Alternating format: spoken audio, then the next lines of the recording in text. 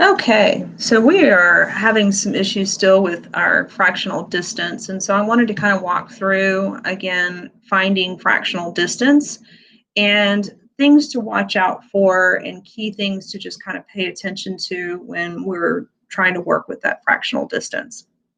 All right, so first of all, let's read our problem. We have determined the coordinates of the point that is 2/9 of the distance from B to A. So we're going from B to A. All right, so that's critical that we notice that switch in the letters. So even though we're typically, our minds want to go from A to B, this one is going from B to A. All right, and what that does is that means that B has now become our x1, y1, and our A value has become x2, y2 in our formula. All right, so that's what we need to watch out carefully for. The next thing is working with our fractions. All right, so our point B, let's go ahead and get that written down, is -2, 4, and our A value is a -3, -4. All right, so that's going to get us rolling. All right, so let's go ahead and look at our formula. So our formula, of course, it's going to be coordinate points. So that is x1 plus our fraction, x2 in parentheses minus our x1. So we got to subtract out our original coordinate. All right, and y1 plus our fraction times y2 minus y1. All right, so again, remember, we're trying to find a value that's got a fractional. We're trying to look for a fractional distance, and they're not necessarily going to be pretty, and we are going to have to deal with some fractions. But I can tell you right now, Get More Math does not like the decimals very much. And it will tell you here, use integers or fractions for your coordinates. Don't try to go to decimals. All right, because integers are not decimal values. All right, so let's do this. Okay. All right, so x1, again, remember we're going from B to A, so -2 plus 2/9, and that's going to be -3 minus a -2. All right, watch out, we also have that double negative kind of going on there. All right, now for our y values, I guess I could change some colors here. Yeah, we'll go with blue. Do our y's in blue. Like, why not? All right, so 4 plus our fractional distance again, so 2/9, and that's a 9. And y2 is -4 minus +4. All right, so now we are ready to roll. Let's go ahead and simplify. Again, my suggestion is that you would take each step by step. Be very careful and don't try to do too much too fast, because that's where we start making mistakes. All right, so we have -2 plus 2/9. And don't forget that the double negative becomes positive. So -3 plus 2 becomes a -1.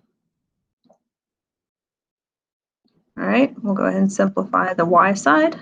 So 4 plus 2/9, and -4 plus -4 is going to be a -8. All right, so let's go ahead and just simplify our x values here. We're going to just work with those. We'll get that simplified down to our last x value, and then we'll go over and work with our y values. All right, so multiplying out, we have -2, but 2/9 times a -1 is going to give us a -2/9. Remember, all whole numbers are over 1.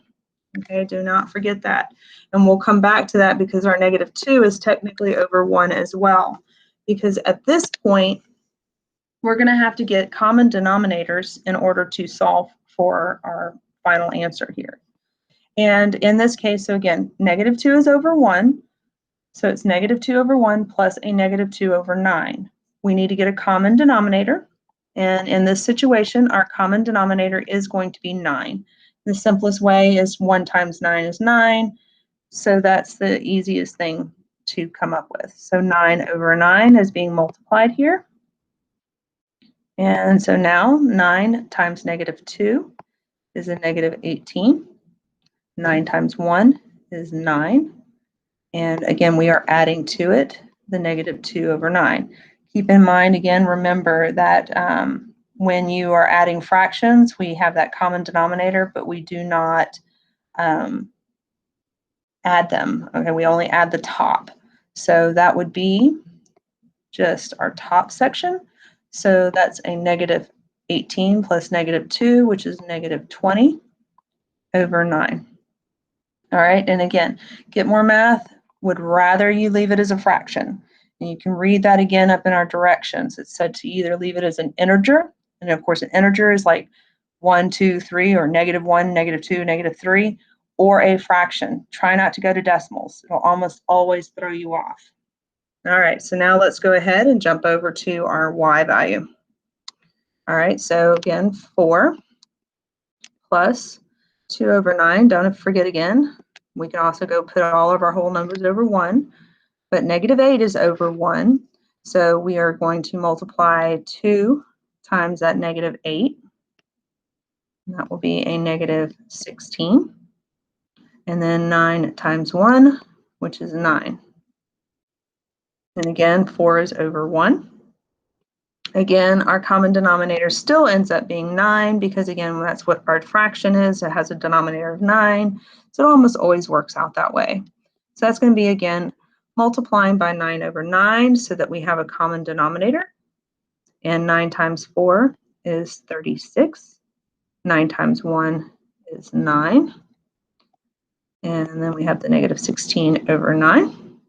So now, again, we're going to combine the 36 and negative 16, and that will give us a positive 20 over 9. Okay, so now, again, leave your answer as an improper fraction. Do not try to go to decimals.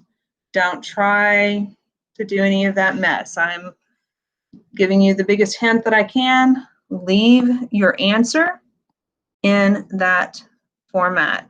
Now, if you want to go to mixed numbers, you're welcome to do that. I have a few people that are doing fine with the mixed numbers, but if you don't want to get the headache for it, just don't even worry about it. Leave it as an improper fraction, plug it in, and be done with it. I hope that helps clear up any questions on the fractional distance. It's not going to go away.